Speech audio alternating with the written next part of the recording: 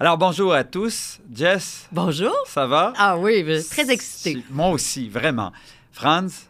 Bonjour. Ça va? Ça va super. Et toi? Ben, très bien. On retourne dans l'éducation, un domaine que j'ai tant aimé avec nul autre que Graham Carr. Ça va bien? Ça va très bien, merci. Merci d'être là avec nous pour cet épisode qui risque d'être très intéressant. On l'espère. On espère. Donc, recteur de l'Université Concordia depuis 2019, membre du conseil de la Chambre de commerce de métropolitain et depuis 4 décennies maintenant à Concordia. Wow! Oui, malheureusement, c'est vrai. Ah non, heureusement. Vraiment, bravo. Bravo pour cette magnifique carrière. Merci. Et on va essayer de bâtir des ponts dans cet épisode, d'avoir des débats d'idées sur un thème si important, l'éducation. Ouais. C'est pour ça qu'on est si content de t'avoir avec nous. Ben, merci pour l'invitation. Mais merci à toi pour ton temps. Alors, d'entrée de jeu, on a été curieux. On se demandait... Je m'excuse, oui, mais il faut que je le dise quand même. Là. Tu sais, c'est quand même le recteur, vice-chancelier de l'une des plus grandes universités au Canada. C'est aussi... l'Université Concordia, c'est le top numéro 1 de toutes les universités en Amérique du Nord de 50 ans et moins. Donc, c'est une jeune université qui est évidemment la combinaison de deux écoles ou deux écoles qui avaient une grande histoire. Mais Concordia, c'est quand même une jeune université et c'est une université en mouvance. Dynamique. Très dynamique. Merci, France. Et on est très heureux de vous avoir aujourd'hui avec nous. Oui, non, je suis très chanceux. J'ai passé, comme vous avez déjà indiqué, toute ma carrière à Concordia. Alors, j'ai vécu la croissance universitaire. J'ai vécu comment l'université a changé, a développé de momentum. Puis, moi, je suis très fier d'être là. Et on a hâte de te découvrir. Parlant de te découvrir, on aimerait peut-être commencer par ton enfance. Où tu es né, où tu as grandi? Quand j'étais né, mes parents étaient dans un petit village qui s'appelle Cookshire, dans les cantons de l'Est, pas loin de Lennoxville ou East Angus. Mon père était directeur de l'école anglophone à Cookshire, qui est une des plus anciennes écoles anglophones au Québec. Je pense que l'année prochaine, il y aura le 104e anniversaire de cette école. Mais un an ou deux après que j'étais né, mes parents ont déménagé à Sherbrooke. Et mon père a travaillé comme enseignant à Sherbrooke High School et plus tard à l'école régionale à Lennoxville qui s'appelle Alexandra Galt. Alors, effectivement, j'ai grandi à Sherbrooke. Et ça vient de là, le plaisir, la passion pour l'éducation avec le papa? Honnêtement, non. Quand j'étais jeune, j'étais plus intéressé par le droit et j'ai eu toujours l'envie d'être avocat. J'ai même essayé d'éviter tous les cours que mon père a donnés à l'école parce que, à l'époque, je n'ai pas compris le mot conflit d'intérêt, mais je n'étais pas très à l'aise avec ça. Alors, non, c'était pas dans les cartes. D'accord. De poursuivre une carrière en éducation. Donc, pas dès le départ. Benoît, il faut que je t'interrompe parce que... vas-y. Jess, il faut que tu nous parles. Ah oui! C'est parce que je me suis tellement fait... Moi, je trouve ça tellement beau, il n'y a pas de problème. Merci, Franz. On a c'est tellement un thème qui me passionne que j'ai oublié Le prof en de lui. faire la mise en bouche. On a une manière unique en son genre de te présenter et j'ai oublié. Merci, Franz. C'est parfait. Ça montre la passion. C'est une présentation liquide, en fait. Alors, à l'aide d'une bouteille de vin, on va nous aider à te découvrir. Okay. Oui, puis c'était très excitant parce que mon papa est historien. Donc là, j'avais hâte de mettre la main sur une bouteille. J'espérais tomber sur la bonne couleur. Donc, le rouge, le rouge, c'est la bonne couleur. C'est la bonne couleur. Là, j'étais correct. Ensuite, j'ai dit, est-ce que je peux faire découvrir quelque chose à un homme si grand? Et c'est un vin qui s'appelle Buduresca, qui vient de la Roumanie. Est-ce que c'est une découverte? C'est une découverte, absolument, Jessica. Et pourquoi j'ai choisi, puis là, je vois mes collègues qui se... Oui, c'est cool, hein? Pour moi, vu que mon père était historien, il me racontait les histoires de Dracula, puis la Transylvanie. Puis moi, je m'étais dit, waouh, un jour, le berceau du vin, en fait, à la Géorgie, la Roumanie, les Romains avaient flambé toutes les vignes et ça a pris beaucoup d'années pour qu'on puisse les remettre sur la map. Et aujourd'hui, la Roumanie, c'est un pays absolument fantastique à visiter. Et au niveau du vin, c'est grandiose. Et là, vous avez un Shiraz biologique qui est hyper abordable. Et je crois qu'il est toujours à la SAQ. Ça vient de Dalumaré et c'est épatant. Aussi épatant que toute l'histoire. Ça regorge d'histoire là-bas. Alors voilà. Donc, j'avais tellement hâte de vous entendre. J'ai le goût de Graham, salut. vous êtes épatant. Oui. Épatant et riche. Santé. C'est ça qui est merci. l'essentiel. Ça a de la puissance, mais en même temps très accessible. Mais là, Jessica, plus que je découvre Graham, plus que j'ai l'impression que vous avez beaucoup de points communs. Mais moi, c'est ma passion. En fait, le vin, c'est un prétexte pour l'humain, mais l'humain au niveau culturel puis au niveau de l'histoire, parce que c'est fascinant. Plus t'en sais, moins t'en sais. Et c'est sans fin. Et c'est ça qui est beau. On était dans le départ en Estrie. Oui. On aurait aimé comprendre la dynamique familiale. Frères, sœurs, les parents. C'était quoi la dynamique familiale? Ben, j'ai un seul frère qui est 7 ans plus âgé que moi, qui était mon idole quand j'étais jeune. Puis on était 4 dans la famille. Ma mère a été formée comme enseignante aussi, sauf que suite à la naissance de mon frère, elle a arrêté. Alors, oui, c'était une jeunesse très... j'ai que des bons souvenirs. Graham, on va arrêter de te croire parce que là, père enseignant, mère enseignante, 40 ans. Anguille sous roche. Pattern. D'ailleurs, c'est vrai, t'as raison, Franz. D'ailleurs, ça nous amène à une question. On se posait la question, pourquoi tu as choisi de faire des études universitaires au Maine et non au Québec? Oui, j'ai déjà fait mon diplômé puis ma maîtrise à l'Université Queen's en Ontario. Et comme j'ai dit, quand j'ai commencé mon baccalauréat, mon idée était de faire le bac, puis ensuite aller directement à une école de droit. Mais malgré mes efforts de faire tout ça, quand j'étais dans mon bac, puis maîtrise, j'ai commencé à tomber en amour un peu avec l'histoire. Et... alors, pourquoi? J'ai trouvé comme c'était très intéressant. Tu as tombé sur un bouquin en particulier? Non, c'est juste plus le fait que si vous voulez comprendre qu'est-ce qui arrive dans le contexte actuel, il faut comprendre un peu l'histoire. Absolument. Alors, et j'ai eu des très bons profs à Queen's, c'est sûr. Et à l'époque, il y a eu toujours des bourses pour les étudiants qui étaient qui poursuivent les cycles supérieurs. Alors moi, j'ai fait le calcul. J'ai dit, OK, moi, j'adore l'histoire, j'adore étudier, faire des recherches, etc. Si les bourses seront disponibles, alors pourquoi pas? Peut-être c'est pas la meilleure logique, mais c'était ça qui était dans ma tête. Quand j'ai fait ma maîtrise, j'étais également intéressé par l'histoire du Québec et Canada et l'histoire des États-Unis.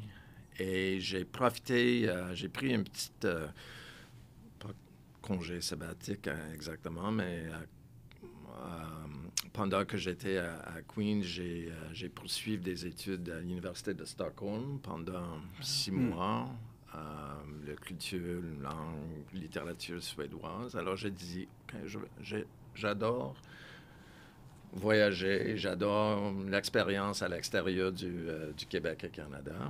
Et si je veux poursuivre un doctorat avec un élément américain, un élément canadien, québécois, je vais le faire aux États-Unis. Alors, ça, c'est la raison. Wow.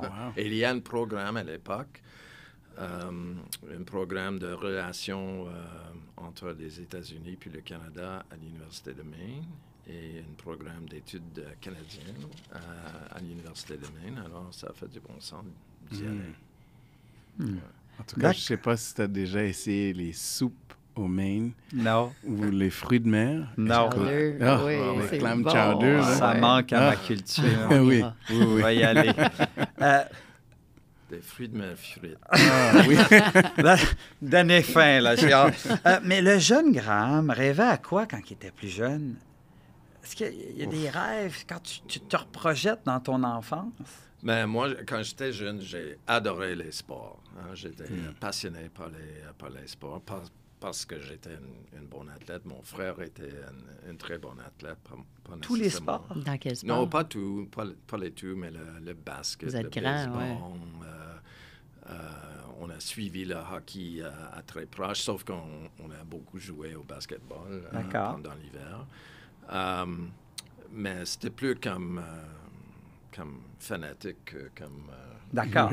Est-ce que vous l'êtes toujours avec Concordia, parce qu'ils ont des grandes équipes de basketball? Absolument. On a j'espère, cette année, la plus grande équipe d'hockey féminine. Nous sommes dans les finales pour le Coupe du Québec avec les Carabins de l'Université de Montréal. Après un grand jeudi soir. Un grand derby. Superbe. Et du basket aussi. Je suis très proche, le basket masculin, féminin, puis le hockey. Et le soccer, quand même. Et le soccer, j'adore. Faudrait pas la paroisse. On avait eu du plaisir à l'époque. Jessica, ton papa est historien également. Ouais. Quelle question t'aimerais y poser face à ça? Bien, en fait, est-ce que la question première, c'est pourquoi on existe? Pourquoi devenir... on existe? En fait, pourquoi l'histoire? Parce que l'histoire remonte au début, puis nous, mon père et moi, ce qu'on parle toujours, on essaie de remettre un peu la ligne du temps. Ouais. Puis il n'y a rien qui concorde. Non. Donc, de demander à un historien pourquoi on existe puis Ben, comment ça se fait, c'est difficile Peut-être de si je répondre. peux reposer la Ouais. question, c'est peut-être la question à poser, comment est-ce que c'est possible qu'on existe encore c'est plus- avec tout ce qui arrive dans Aussi, le monde? c'est incroyable. Alors, c'est incroyable avec l'histoire des guerres, des pandémies, etc. Alors, il y a quelque chose... et toute la diversité au travers le monde, la diversité culturelle, la diversité d'expérience, la diversité de pensée. C'est ça. C'est ça que je trouve intéressant, c'est toutes les comparaisons, mais si vous lisez l'histoire, c'est pas une histoire facile. Hein? C'est difficile à c'est faire un difficile. casse-tête qu'on voit une image complète. Absolument. Ben, j'étais curieux, puis je Ouais. connais bien ton background également, et tu es tellement une Merci. curieuse à ce niveau-là. Quand on parle de leadership, on veut bâtir des ponts ici dans ce podcast. Concordia a 50 ans. Oui. Ça fait plus de 40 ans que tu es à Concordia. Ouais. Ça te dit quoi, ça, sur cette belle expérience? Une histoire qui reste à être écrite? OK. Moi, j'ai agrandi comme prof, comme professionnel à l'intérieur de l'université. C'est grâce à Concordia que j'ai cette carrière. Quand je suis arrivé à Concordia, à Montréal, en 1983, j'ai eu un contrat de 10 mois pour remplacer quelqu'un qui a pris un congé sabbatique.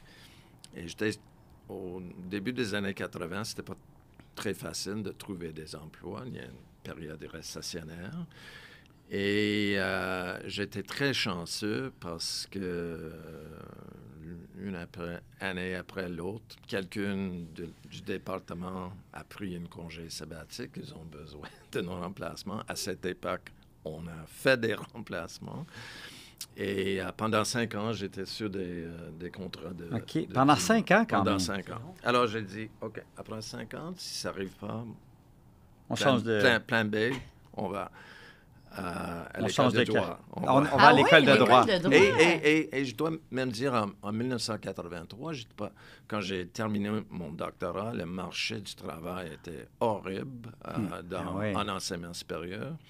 Alors, j'ai fait tous les examens pour les écoles de droit. J'étais accepté à plusieurs, incluant l'Université de Toronto, et j'ai accepté d'y aller parce que je pensais qu'il n'y a pas d'emploi pour moi. Et au mois d'août 1983, j'ai entendu dire qu'il y a une poste à Concordia, un contrat de 10 mois. J'ai dit, OK, je dois essayer. J'ai pris du temps pour faire mon maîtrise, mon doctorat. Et j'ai été chanceux, j'ai été choisi. C'était intéressant parce que à cette date,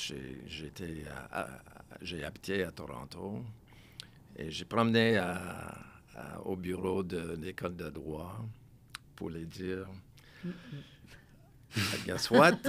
J'ai décidé de prendre une poste comme enseignant d'histoire à l'Université Concordia. Et pendant que j'ai dit ça, j'ai commencé à réfléchir. Ou as-tu fait le bon choix ou as-tu fait quelque chose de très, très, très stupide? Et moi, je me rappelle, même aujourd'hui, le visage de la personne avec qui j'ai parlé.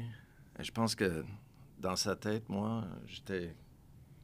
Flyé. Wow. Flyé. Alors, de rejeter l'option d'aller aux facultés de droit à l'Université de Toronto pour prendre un contrat de 10 ans. 10 mois. Avec 10 mois avec une université qui n'était pas très bien connue à l'époque. Ben oui, c'était en émergence. Ouais. D'ailleurs, on se demandait, quand on a un doctorat en histoire, est-ce que c'est la finalité, c'est de devenir professeur ou il y a d'autres? Ça, c'est le rêve. Je pense que pour la plupart des gens, et à l'époque, c'était certain que moi et mes collègues, c'est la voie de passage qu'on envisage, sauf qu'il n'y a pas eu beaucoup d'opportunités. Et quelque chose que j'espère a changé pendant les 40 dernières ans. Honnêtement, dans les années 1980, les gens n'étaient pas très bien préparés pour faire quelque chose d'autre. Et maintenant, quand les étudiants arrivent pour une doctorat, je pense qu'il y a toujours une discussion. Il faut comprendre vos options. Oui. Parce que il faut les préparer. Il faut les préparer parce que au travers de l'Amérique du Nord, presque 50% des personnes qui commencent un doctorat ne finissent pas pour plusieurs raisons. Et, plus de 50%. Ah oui. Et pour ceux qui sont capables de finir, qui finissent, c'est la minorité qui auront des postes permanentes. Donc, tu étais une statistique improbable. Oui, c'est vrai. C'est vrai. Hein? Donc, il faut être chanceux pour être une statistique improbable. OK. D'ailleurs, on a le chancelier de l'Université de Montréal aussi qu'on s'amuse à dire que c'est une statistique improbable quand on découvre son parcours fascinant.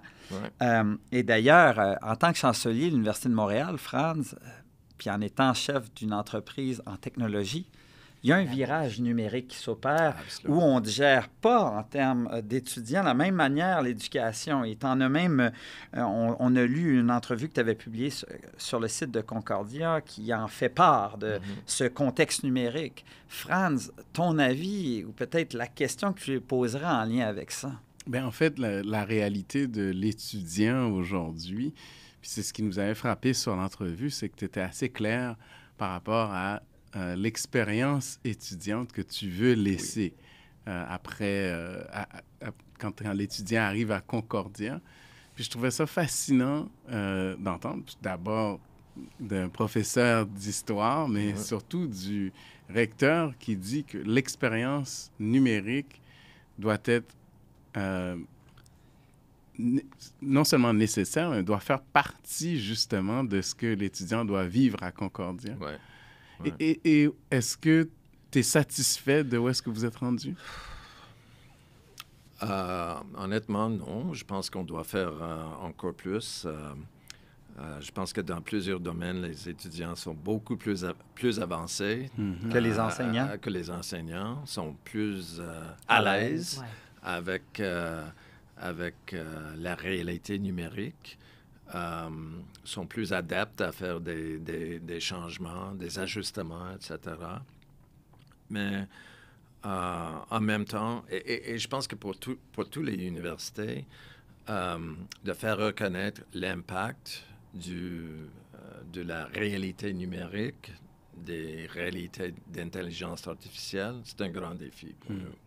Parce que ça va changer, pas complètement, ça peut changer, ça risque de changer d'une façon importante, non seulement comment on enseigne dans les salles de classe, fait des recherches, mais aussi comment les universités comme établissement fonctionnent d'une façon très performante. Ouais. Alors, je pense qu'il faut que toute la communauté universitaire doit s'adapter à haute vitesse avec les réalités que nous sommes dans une ère numérique et qu'on ne va pas de... Qui s'accélère. Ça s'accélère. Et pour les universités, le mot accélération, c'est un mot dur. Oui, absolument. Et surtout aussi d'accepter que chaque étudiant arrive avec un bagage. Il n'arrive pas avec une page blanche. Ouais. Donc maintenant, avec le numérique, il y a tellement de connaissances qui est disponible. Absolument. Et comment que les universités s'adaptent à cette réalité-là, que l'étudiant qui rentre, d'abord, il est plus âgé maintenant. Ils prennent plus de temps. Ils sont beaucoup plus préoccupés par la relation vie, santé mentale, l'épanouissement. L'épanouissement. Oui, c'est ça. Donc, il y a beaucoup de changements qui se passent dans le paradigme change. Oui. Le paradigme change. Oui, et vous avez raison, France, parce que tu as raison, France, parce que chaque étudiant, ils ont leur parcours, leurs expériences, leurs passions. Et dans les grandes universités comme l'Université de Montréal ou à Concordia, l'effectif étudiant, c'est très, très diversifié. Chez nous, on a 50 000 étudiants qui viennent de 150 pays au travers le monde. Alors oui, nous sommes une université québécoise à l'expression anglaise, mais 25 % de nos étudiants sont francophones. Plus de 25 % de nos étudiants parlent une langue autre que le français ou l'anglais comme langue maternelle. Pour moi, cette diversité, c'est vraiment une richesse. Ouais. Ça nous encourage d'être encore plus innovantes, etc. Mais ça veut dire aussi que chaque étudiant a une expérience très spécifique. Avec des valeurs. Avec des valeurs, avec leur expérience, avec même l'expérience avec la réalité numérique, etc. Alors, c'est très, très, très complexe. Puis, on a remarqué dès la pandémie comment le taux d'abandon s'augmente au cégep, etc., où ça prend encore plus de temps pour les étudiants de réaliser leur DEC. Alors, il y a beaucoup de facteurs qui sont en mouvance. Et tu parles de diversité, une grande richesse, une grande université, absolument, une grande taille. Mais comment favoriser le travail d'équipe, l'esprit d'équipe? Et tu es entré comme recteur. Quelques mois plus tard, on avait la COVID. Donc, c'était tout un défi de leadership, de mobiliser des équipes ayant des perspectives différentes, des bagages différents. Comment tu y arrives, si tu devais nous donner quelques éléments? Je pense que encore une fois, j'étais chanceux du fait que je connais l'université. Parce que grâce au fait que j'ai passé toute ma carrière, tu avais un grand réseau. J'ai un grand réseau à l'intérieur. Je comprends la culture de notre université parce que chaque université a sa propre culture. Absolument. Il faut comprendre ça, il faut respecter ça. Puis, j'étais dans l'haute administration pendant une bonne décennie avant que j'ai été nommé comme recteur. Alors, j'ai je pense que ça m'a aidé beaucoup. Les rôles d'influence. Les rôles d'influence, les gens autour de moi, j'ai déjà travaillé avec eux. On était déjà une équipe avant que j'étais nommé. J'étais vice-recteur aux affaires académiques, effectivement le numéro 2 dans l'université. Ouais. Alors, pour faire la transition à la poste de recteur, c'était facilité par le fait que j'ai venu de l'intérieur. Parce que j'ai remarqué au travers le Canada ou les États-Unis, dans plusieurs cas où les nouvelles recteurs ont été nommés et pouf, tout de suite, la pandémie est arrivée. Comment c'était difficile pour eux? Parce qu'ils étaient en train de connaître la culture de l'établissement et en même temps de maîtriser une crise pour laquelle personne n'était préparé.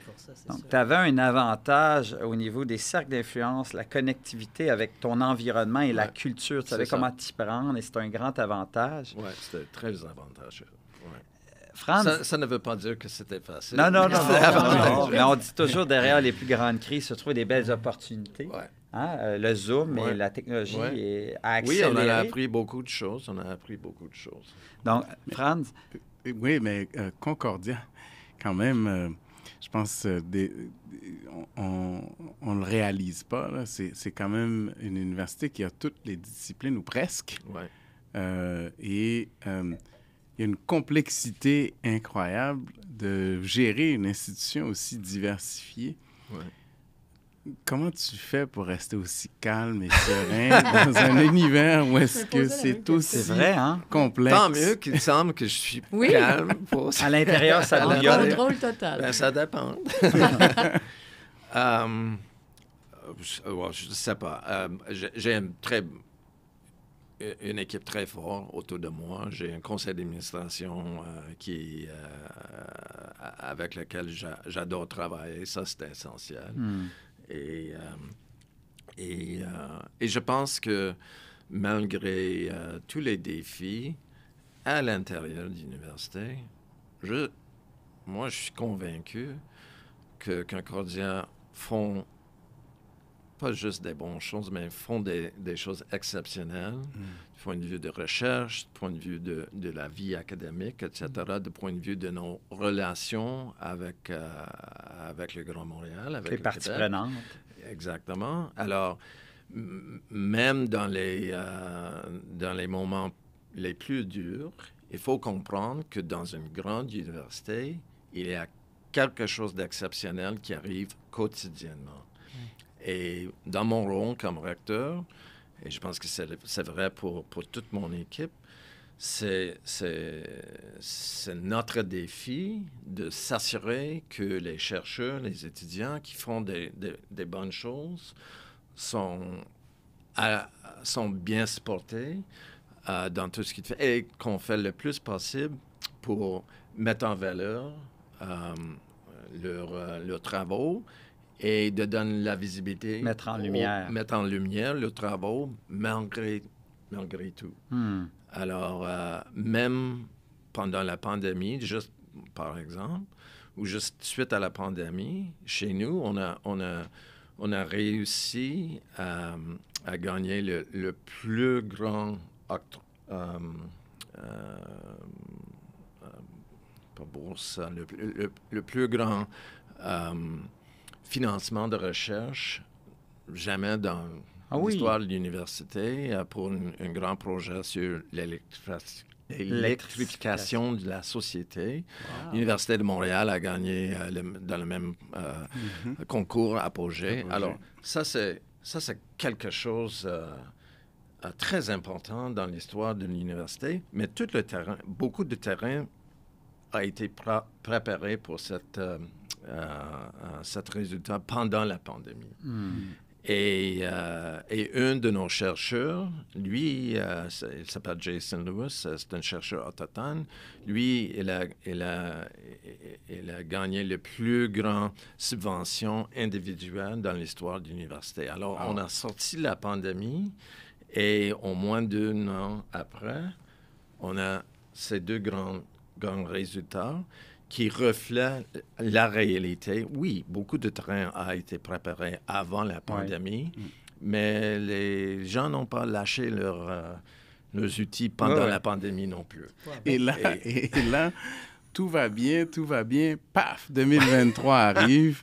Crise avec le gouvernement. Crise en Israël et Gaza, polémique géopolitique, décisions gouvernementales qui sont questionnables. Comment est-ce qu'on fait pour gérer une université dans ce contexte? Je cherche la recette. On surfe. Et comme j'ai dit à mon conseil d'administration en octobre passé ou novembre passé, moi, je commence à me manquer le COVID, là. Ça, c'est la première fois que je l'entends. Ça, c'est la première fois que je l'entends. Santé. Donc, c'est la première fois que j'entends ça. On a tout... Santé. Mais comment un recteur d'université aussi dynamique... On n'a pas entendu la réponse. Oui, on l'a entendu, je pense. Ouais. OK. Pour moi, c'est deux défis complètement différents. Le défi avec le gouvernement, ça, je peux comprendre.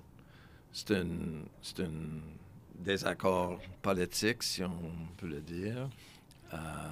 Ça concerne le financement des universités, ça concerne les questions linguistiques. Moi, je suis plus dans mon zone de confort, de réagir à ça et de prendre des positions. On va rappeler aux auditeurs que la décision que Graham vient de parler, c'est une décision du gouvernement d'augmenter les frais de scolarité passant de 9 000 à 12 000 $ pour les étudiants provenant hors Québec, qui sont considérés comme des étudiants étrangers ou internationaux. Donc, ce qui affecte évidemment comment est-ce que les universités vont se financer. Bien sûr. Ils ont augmenté le frais de scolarité pour les gens qui viennent du reste du Canada. Ils ont changé la formule de financement pour les internationaux. Et l'effet, la conséquence de ça, c'est que par rapport à cette année, pour l'année prochaine, pour chaque étudiant international, au niveau de baccalauréat ou dans les programmes de maîtrise, on va perdre entre 5 et 6 000 $. Et les gens vont aller à Toronto ou ailleurs. Je suis très craintif que ça sera la c'est sûr. Oui, absolument. Vous avez déjà... On a déjà remarqué une chute de demande de 27 % des étudiants prospectifs de reste du Canada, puis 12 % à l'échelle internationale. Et c'est dur à comprendre, parce que tu parlais de richesse, ce cadre où on a une centaine de cultures, etc. En mettant des contraintes de la sorte, en fait, on ne bénéficie plus de cette richesse-là, ou beaucoup moins. C'est ça que je pense. Et je pense que c'est pas que les universités anglophones qui sont très internationales à ce moment. C'est la même chose avec les universités francophones. C'est juste que dans le passé, peut-être c'était plus évident chez nous puis à McGill que dans d'autres universités. Et c'est certain que, oui, notre bassin, si je peux utiliser le mot, le bassin d'étudiants vient des pays anglophones où ils ont comme leur deuxième langue l'anglais. Et dans le contexte linguistique au Québec maintenant, comme tout le monde comprend, il y a des craintes légitimes pour l'avenir de français. Mais en même temps, est-ce que c'est la bonne solution de couper sur des populations culturelles éduquées qui veulent un droit à l'éducation? Moi, je pense que non. Et ce qu'on a proposé au gouvernement, c'est et ça vient de nous. Nous, on veut, même comme l'université anglophone, on veut vous aider à franciser les étudiants non résidents. Et parce qu'on sait déjà, par exemple, que les étudiants qui viennent du reste du Canada, un grand nombre sont issus des programmes d'immersion, etc. Et ça, c'est la réalité à Concordia. On a les chiffres qui démontrent que plus de 55% des étudiants internationaux qui sont diplômés de Concordia restent à Montréal suite à leur diplomation. Le taux au travers du Canada, c'est comme 30-35%. Alors, c'est beaucoup plus élevé. Donc, le talent, on va perdre talent, du talent. Et pourquoi pas? Parce que Montréal, c'est une des pépinières. Absolument. Et c'est une ville avec dynamique, une dynamique culturelle, etc., très, très bien reconnue à l'échelle internationale. Et de plus, il y a des entreprises de fin point dans plusieurs domaines, comme, je ne peux pas les nommer les toutes, mais les entreprises comme Sidley ou comme Ubisoft, tout le secteur aérospatial. Chez nous, avec le plus grand faculté de beaux-arts au travers le Canada, la vie culturelle de Montréal, ça attire des gens qui viennent de tous les coins du monde. Et pour moi, c'est une richesse, mais la question est qu'est-ce qu'on peut faire de plus comme université pour les aider de maîtriser le français et de faire le choix, suite à leur diplomation, de rester ici et s'intégrer dans la culture et la société québécoise. Et peut-être, si je peux ajouter un autre point qui est important pour Concordia. Nous, pendant des années et des années, on a toujours mis beaucoup d'accent sur l'importance des stages au milieu du travail. Et l'année passée, plus que 4000 étudiants ont fait des stages au milieu du travail, la plupart à Montréal ou dans au les Québec, environs. dans les environs. Alors, ils ont les chances non seulement d'apprendre le français dans les cours à l'université, mais d'apprendre le français au milieu du travail. Et c'est certain, s'ils ont fait des stages de coop, etc., qu'ils vont choisir de rester ici et que leurs employeurs qui cherchent le talent veulent les embaucher. Alors, pour nous, je pense que ça, c'est un autre élément qui peut-être nous distingue par rapport à d'autres universités. C'est l'accent qu'on met La sur courroie de transmission avec le monde du travail. On sent beaucoup de conviction et de passion là, quand tu parles de ce sujet-là. J'espère. On sent, et c'est tout à ton honneur parce que cette diversité, on en a besoin. Et je ne pense pas qu'en retirant ces bourses, c'est la solution à la francisation, honnêtement. Donc, merci de parler avec tant de passion et de conviction pour notre société.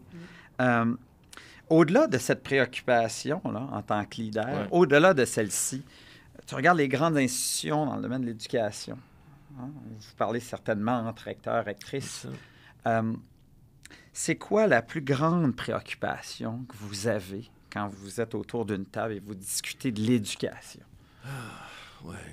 Dans le contexte actuel,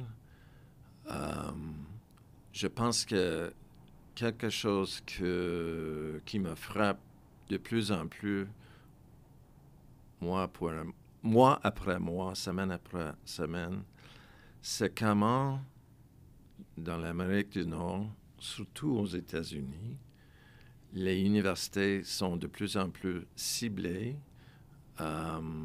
critiquées, fortement critiquées, et j'ai des inquiétudes par rapport à ça. Parce que pour moi, je pense que l'éducation, c'est vraiment une richesse pour la société. Et les recherches qui font les universités, la formation des jeunes, c'est une mission essentielle pour l'université. Mais de plus en plus, comme on a vu en Floride, par exemple, ou d'ailleurs, pas tous les politiciens, mais il y a des politiciens, il y a des influenceurs qui tapent sur le doigt des universités. Donc, tout le temps. La liberté d'expression, Oui, Vous êtes une cible facile. C'est ça. Une cible facile, Ouais. c'est ça. Et de plus en plus, Et j'ai remarqué ça de plus en plus. Et ça me donne beaucoup d'inquiétude. Parce que c'était là où on a toujours eu l'habitude d'avoir des débats de société, Oui. dans le respect, Ouais. dans l'ouverture, et de moins en moins, on sent que... Oui, je pense qu'on doit être franche avec la réalité. C'est encore plus difficile d'avoir des débats, des échanges respectueux dans le contexte actuel où il y a une polarisation des idées, il y a une polarisation des valeurs et il y a tous des éléments négatifs des médias sociaux qui risquent d'enflammer les discussions avec la désinformation, avec la fausse information. Alors, le contexte à l'extérieur des universités a beaucoup changé. Influence aussi le contexte à l'interne. Absolument. Et c'est quoi la solution? Ça influence un peu le contexte à l'interne, mais ça influence surtout le point de vue des gens à l'extérieur de l'université Les perceptions. vis-à-vis qu'est-ce qui se passe à l'intérieur, les perceptions. Et Et c'est quoi la solution? Je pense qu'il n'y a pas de baguette magie pour ça, mais je pense que à l'intérieur de notre établissement, puis si on prend par exemple, parce que France, tu l'as déjà posé la question, la crise en Moyen-Orient, comment c'est difficile à gérer, c'est pas le bon mot, mais Les prises de position. Les prises de position. À l'intérieur. À l'intérieur. Et il faut comprendre, à une université comme Concordia, on a une histoire.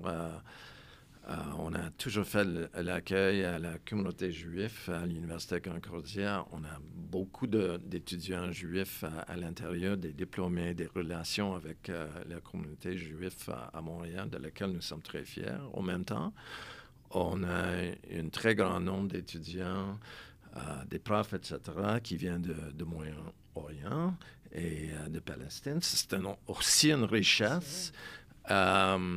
Et le défi pour nous, et c'est pas que les gens qui viennent de ces communautés, parce que oui, les gens prennent des positions. Les gens prennent des positions. Ah ouais. C'est il faut rappeler que l'université, c'est un des derniers espaces où c'est possible de faire un débat respectueux, fondé sur les preuves, fondé sur... l'apprentissage. Exactement. Des débats d'idées. Des débats d'idées difficiles, Ouais. absolument, mais polis et respectueux. Alors, je pense que ça, c'est un des défis pour les universités d'aujourd'hui, c'est de rester la place pour... Sécuritaire d'avoir des débats. D'ailleurs, notre podcast a été un peu l'idée de départ, bâtir des ponts, ils n'ont pas des fossés, parce qu'on trouve trop qu'il y a des fossés, des discours polarisants, et tu nous ramènes à l'essentiel. Ouais. Le temps file Très vite. très, très vite, parce que c'est un... on était curieux dans un autre thème. C'est quoi le meilleur conseil que tu as reçu dans ta magnifique carrière? Est-ce qu'il y a un conseil que tu... OK. Peut-être c'est banal à dire, mais je pense que le meilleur conseil, pas juste pour les leaders dans le domaine d'éducation, mais je pense que dans plusieurs domaines, c'est quand les choses vont bien, apprécier tout ça, mais sautez pas trop haut, là, et quand les choses... Ça va passer. Ça va passer, mais quand les choses vont pas bien,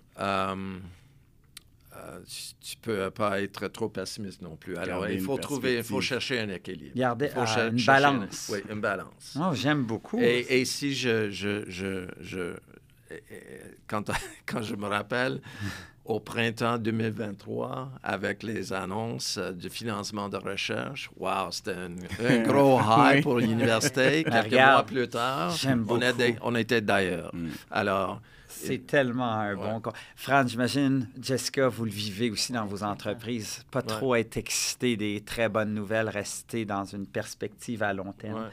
Ça nous amène à une autre question, mais vraiment intéressante, je pense, pour nos auditeurs, auditrices. Vous formez le futur, hein, les jeunes, peu importe dans quelle industrie ils se positionneront, puis on peut graduer en histoire puis basculer dans le domaine de la technologie. Absolument. Pourquoi pas? Et de plus en plus, les parcours atypiques sont recherchés. Exact. Ils réfléchissent différemment, amènent des perspectives différentes.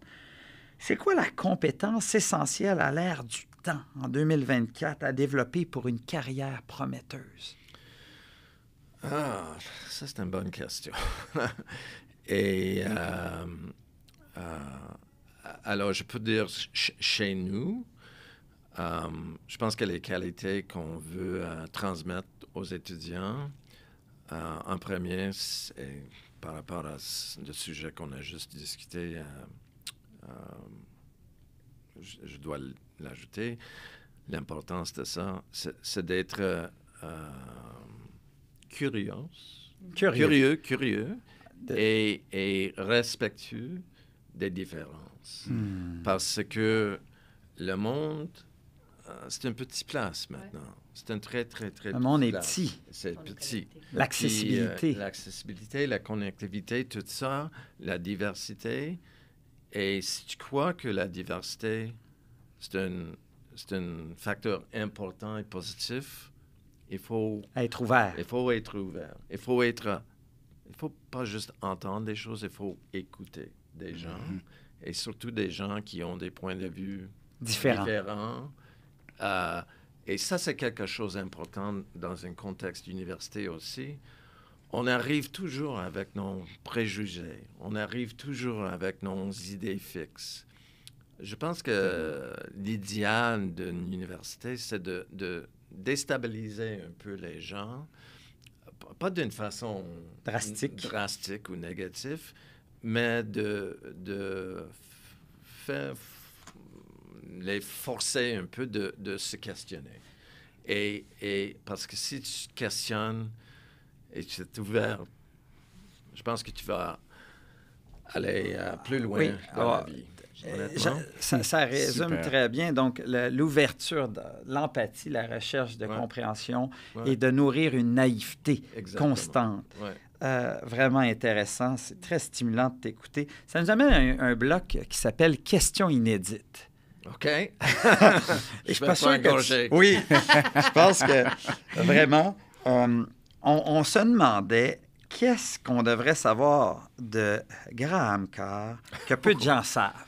Oh, que peu de gens savent. Oh, je sais pas. Évidemment que vous avez envie de nous partager. Hein? Mais là, on a appris le basketball. Moi, je te regarde, tu ressembles à Larry Bird. Ça, c'est... Wow! C'est tout un compliment. C'est un compliment. Ça vient de l'époque aussi. Moi, peut-être. Moi, je suis très passionné de la musique de jazz. Et quand je pense à ma formation, honnêtement, une des choses, les expériences au milieu universitaire qui était le plus formateur pour moi, c'était encore une fois par accident. J'ai été à l'Université du Maine, puis j'ai lu que tous les midis, ou pas tous les midis, mais quelques midis par semaine, il y a un cours sur l'histoire de jazz, gratuit pour tout le monde, apporter ton lunch, puis... Je pensais apporter votre vin. Ouais. Non, c'était... alors, j'ai décidé de le suivre, et je pense qu'il n'y a que 4-5 personnes qui étaient là, mais la personne qui a donné le cours, c'est un des... est-ce que c'est le bon mot en français? Tromboniste, oui. vedette des années 60 qui s'appelle Roswell Rudd, qui a joué avec Archie Shepp puis tous les avant-gardistes. Wow. Et c'était une expérience. Moi, j'ai appris beaucoup, beaucoup de choses grâce à ça. Elle m'a vraiment nourri ma passion pour le jazz. Et quelques décennies plus tard, lui, il était au Festival de jazz de Montréal. Ah, Wow! super. Ça, c'est... Et à l'époque, j'ai écrit un peu le critique de jazz pour une revue qui n'existe plus, qui s'appelle Planet Jazz. Alors, j'ai eu le privilège de lui interviewer. De le passer en interview. Et Super. après l'entrevue, j'ai dit, OK, Roswell, je dois partager quelque chose avec toi. J'étais étonné. Toi, tu ne te rappelles jamais, mais moi, je me rappelle ça Toujours se parfaitement, présenter. parfaitement. Trésor. J'adore. C'est tout un trésor. Avant de ça. conclure, je te laisserai conclure, Franz, mais une question aussi qu'on se demandait. Y a-t-il une rencontre, dans toutes ces merveilleuses rencontres avec des gens, des experts, des gens qui ont un savoir sans borne, est-ce qu'il y a une rencontre qui t'a le plus marqué? Cette rencontre avec lui a plus Mais oui, c'est ce m'a que je beaucoup comprends. marqué. Mais peut-être je peux répondre à la question sans faire un choix. Mais un des privilèges que moi j'ai eu comme recteur, c'est j'ai fait des réunions avec nos diplômés au travers le monde. Et peut-être c'est un peu grâce à l'histoire de l'Université Concordia. Tout au début, c'était vraiment, surtout ça c'est dans la tradition de Sir George Williams University, c'était une université qui a donné la possibilité de chercher une formation universitaire aux personnes qui sont les premières dans leur famille. À l'époque, dans les années 50-60, aux femmes qui n'ont pas eu la chance d'aller.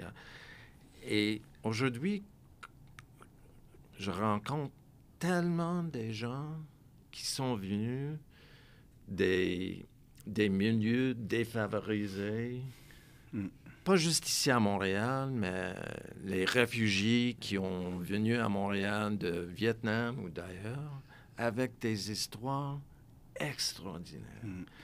Et moi, je vois comment l'université a les aidé de transformer leur vie, comment ils sont allés faire des grandes contributions dans plusieurs domaines. Ce sont les rencontres. Donc, c'est les multiples de rencontres inspirantes, des statistiques improbables comme toi qui... Peut-être. Peut-être. Donc, j'adore. Franz, le temps file.